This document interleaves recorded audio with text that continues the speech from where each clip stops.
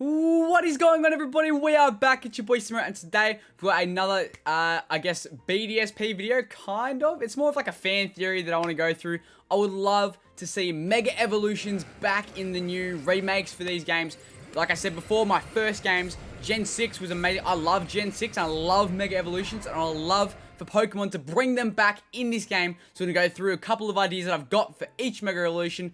I'll say now, disclaimer, none of the artwork is mine. I have found this artwork. I'm going to be basing it off this artwork, but all the other ideas, abilities, moves, stats, that's all from me. But the artwork is 100% not mine, but let's get into it and see some cool ideas that I think would be amazing if they did bring back Mega Evolutions for these starter Pokemon. So let's get straight into it. Starting off with Torterra. I think this Pokemon, obviously, like I said before, is a great pick. And seeing them as a Mega Evolution bigger than it already is, it's called the continent Pokemon for a reason. Imagine being bigger, more earthly, I guess. I'd like to see some silver-ish type rocks. So almost, it looks kind of like a steel type, but I didn't want to change it because the others didn't change type. So I wanted to keep the grass ground typing, but it looks very steel type. It's mostly just the rocks and white that it had pretty much just come out and is a lot bigger.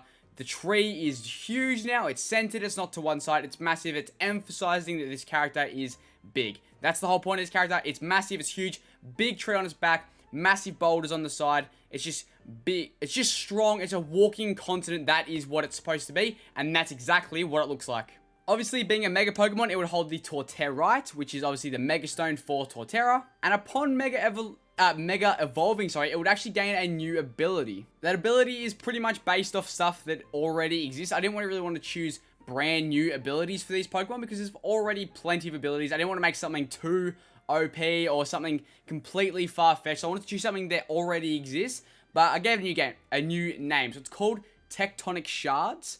Pretty much it's Rough Skin or Iron Barbs. Pretty much if you attack the person with a physical attack, it will hurt you back. Pretty much emphasizing on that these big rocks are a hazard for anyone who's nearby. It's a walking continent. If you are caught in the way, you are going to get hurt. So if you walk in for a physical fire punch or something, you're getting hit with some type of stone and it is going to hurt you. So that is the whole point behind this move. I wanted to choose something maybe ground grass related, maybe absorbing water or something, but I couldn't really think of anything that was either actually half decent or that wasn't miraculously overpowered. So I think like this is a good middle ground. It's already an ability on multiple Pokemon like Garchomp or Ferrothorn. Sorry, I forgot his name for a second. But characters like that already have these good moves and it's very viable. It's competitive. So having this for a Mega Evolution on Torterra, I feel like is fitting, especially because the way he looks. I've added another twist to these Pokemon. Obviously, I'm already making this up as we go along, but I've added a new move for each Pokemon when they evolve. So not like a Z move where it's crazy strong, kind of like a Gigantamax move, but it doesn't get stronger based on what move you use. So it will pretty much either, I don't want to add a fifth move, but if you've got a grass type move, it'll turn that grass type move into this. So either could be stronger, maybe like Gigantamax or something, but then that already like increases the already crazy stat boost from Mega Evolving. So getting 100 base stats increase and then a stronger move seems a bit much. So it could be a move that they either learn upon evolving or it changes one of their grass type moves into this upon Mega Evolving. But I've got one for each and they all do the same damage, all the same accuracy. So they're all three for all three Pokemon, Torterra, Empoleon, and Infernape. All do base 120. So it's not super crazy like Frenzy Plant or Draco Meteor or something. It's still a very strong move like, or Thunder's 110 now, but like Hydro Pump and stuff, 120 base power, which is straight. 95% accuracy, so it's not 100%, but it's still really high. I feel like 90 could also work, but I didn't want to bring it too low. But the ability for each move, doesn't matter which one it is, all three have a chance of raising one stat by 33%. I'll go through what stats they are when I get to it, but for Torterra, his move raises his attack at a 33% chance. So when you use it, you've got a 33% chance to raise your attack, and being the Pokemon that is Torterra, who's the walking continent, who's bulky and high attack stat, I feel like it's a really good secondary effect to have on this move. I didn't want to make anything, like I said before, I didn't want to make anything crazy OP. I didn't want to guarantee an attack boost because that would be horrendously broken for a lot of reasons. But I feel like having a chance that isn't crazy high or crazy low, I feel like 50% could work. I don't know if that would be too much. So let me know what you think down below, either what ability you'd have on this move instead, or if it was the same ability, what would your percentage be? And speaking of the move and what it can do, the move would be called Evergrow. I know it's not crazy cool name. I'm not the most creative person, but I feel like Evergrow is a cool idea because it kind of emphasizes on the tree that Torterra has on his back. So pretty much think Frenzy Plant, how all the roots come up, but the roots don't just hit the Pokemon and knock them around a little bit. Pretty much, it'd be like a twisting root system that wraps up the opposing Pokemon into a tree. So pretty much the roots come up, wrap around the opposing Pokemon, make a big tree, and then it like either crushes or it just keeps twisting. Like the whole point is that they get wrapped up in this ever-growing tree that's twisting around them and doing 120 base damage. It was quite hard to figure out a way to do the base stats. Obviously, everyone knows that, or hopefully you know. If you don't know, then here's a hot tip for you. When you Mega Evolve a Pokemon, their base stats increase by 100. Nothing changes to HP. HP always remains the same, because Dynamax does that in a separate area. So the HP always remains the same, but the other stats, no matter what it is, if it decreases or increases, the total stat increase is 100. So keeping Torterra's HP the same, it would stick at 95, and increasing his attack stat, which is his best stat, from 109 to 169. It is a huge, huge increase. You understand why, but like I said, he's the walking continental Pokemon. He's massive. His footsteps should cause earthquakes. This is how big this character is supposed to be. Obviously, in the show and stuff, he's not. But Mega Torterra will be bigger. Emphasis on the massive tree, the giant rock formations. He is huge. Walking continent. Like, he is the continent Pokemon. It's in the Pokédex. So, his attack stat should be through the roof. So, I've put it up.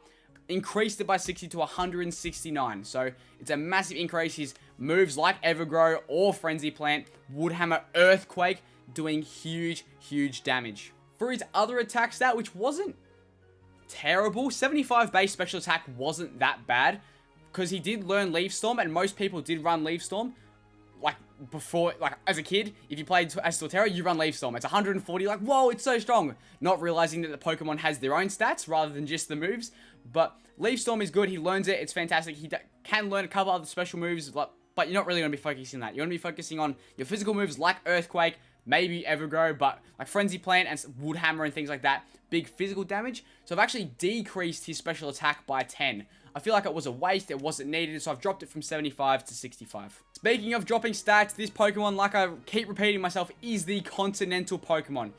His speed is going to get dropped, so it's already a low 56 base speed, but I've actually gone and decreased it 10 more to base 46. I know he's going to be super slow, and an Ice-type move will probably call him out, but I wanted the 2 decreases to the special attack and speed so that I can bump up those defenses like I can bump up the attack. So the attack, like I said, has gone up 60. That's 60% of his stat increases in that one stat. So decreasing the speed and special attack by 10 allows me to have a total stat increase of 120.